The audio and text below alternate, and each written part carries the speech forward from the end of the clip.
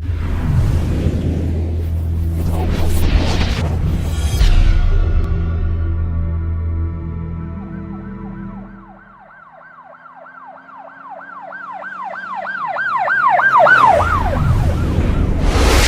वालेकुम नाज़रीन, अल्लाह ताला से ये उम्मीद करता हूँ कि अल्लाह ताला ने आपको जहाँ पर भी रखा होगा अपने हिफ्ज़ व अमान में रखा होगा।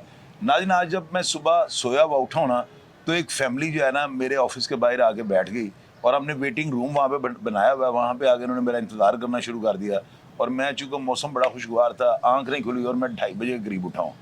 मैंने उठते सारी पूछा कि ये नीचे जो फैमिली बैठी है, कैमरे हमने लगाए हुए, वहाँ से नज़र आया। तो मैंने अपने जो है ना बॉय को कहा कि जाकर नीचे से चेक करो ये फैमिली कौन बैठी है। तो मुझे ऊपर आके जब इन्होंने अपनी सारी कहानी बताई है ना, तो मैं बड़ा हैरान हुआ कि सीसीडी के होते हुए भी इस तरह के अफराद या कब्जा माफिया अभी भी जो है वो सांस ले रहे हैं।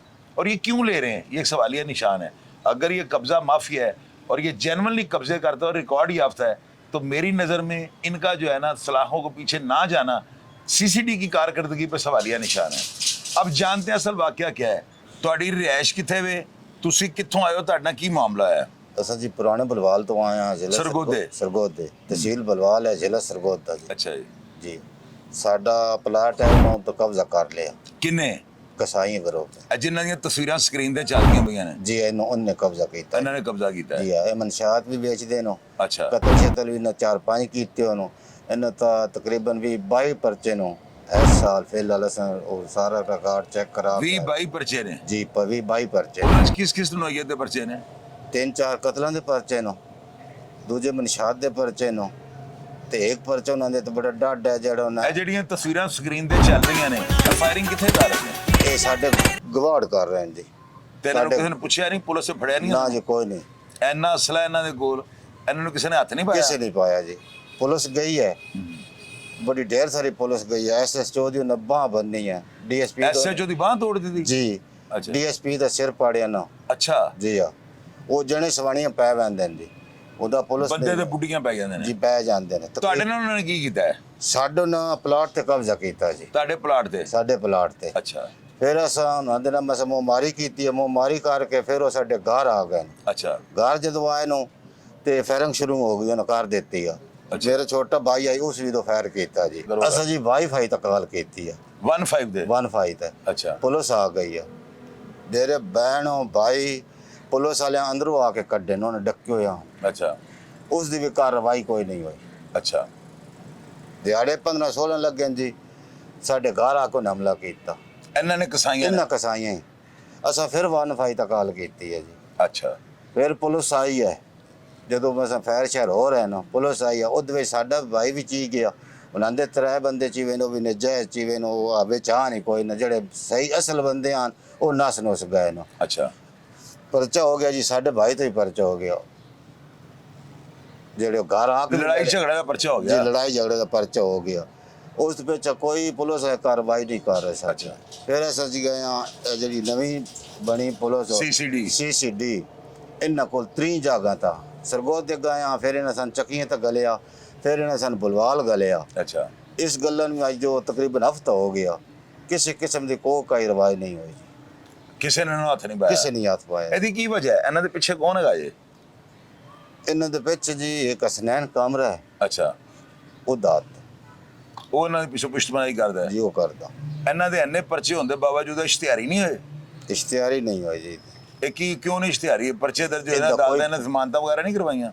ਕੋਈ ਪਤਾ ਨਹੀਂ ਜੀ। ਹੁਣ ਤੁਹਾਡਾ ਰੌਲਾ ਹੈਗਾ, ਤੁਹਾਡੀ ਜ਼ਮੀਨ ਦਾ ਇਹਨਾਂ ਨੇ ਕਬਜ਼ਾ ਕੀਤਾ ਹੈ ਤੇ ਕਬਜ਼ਾ ਨਹੀਂ ਛੱਡਦੇ? ਨਹੀਂ ਛੱਡਦੇ। ਤੁਸੀਂ ਕੋਸ਼ਿਸ਼ ਕੀਤੀ, ਉਹ ਅਦਾਲਤੀ ਕਾਰਵਾਈ ਕਰਨ ਦੀ ਕੋਸ਼ਿਸ਼ ਕੀਤੀ ਹੈ ਜੀ? ਉਹਦਾ ਸਾਡਾ ਕੁਝ ਵੀ ਨਹੀਂ ਬਣ ਰਿਹਾ। ਉਹਦੀ ਵਜ੍ਹਾ ਕੀ ਹੈ? ਪੁਲਿਸ ਉਹਦੀ ਜਾਂਦੀ ਨਹੀਂ ਉਹਨਾਂ ਦੇ ਘਰ ਜੀ। ਪੁਲਿਸ ਕੀ ਇਹਨਾਂ ਕੋਲ ਡਰਦੀ ਹੈ? ਜੀ ਡਰਦੇ ਆ। ਜਦੋਂ ਗਏ ਤਾਂ ਐਸਐਸਓ ਦੀ ਬਾਂਹ ਵੱਜ ਗਈ, ਡੀਐਸਪੀ ਦਾ ਸਿਰ ਪਾਟ ਗਿਆ। उस पीछे फिर पुलिस उन्हें तो नहीं लगती। नाज़रीन, आप ये देखें, ये सादा लोग इंसान है, इनको बेचारों को तो बात भी बनानी नहीं आती है, जो सच है वो उगल देते हैं। आप ये देखें कि ये क्या कह रहे हैं कि हमने जो है ना सीसीडी के दफ्तर भी रब्ता किया है, सीसीडी वालों को भी बताया सारे हालात, लेकिन अभी तक जो है ना इन मुलजमान के कान पे जूं नहीं रेंगी। यानी आप अंदाजा लगाएं कि इनको पकड़ते ही कोई नहीं है।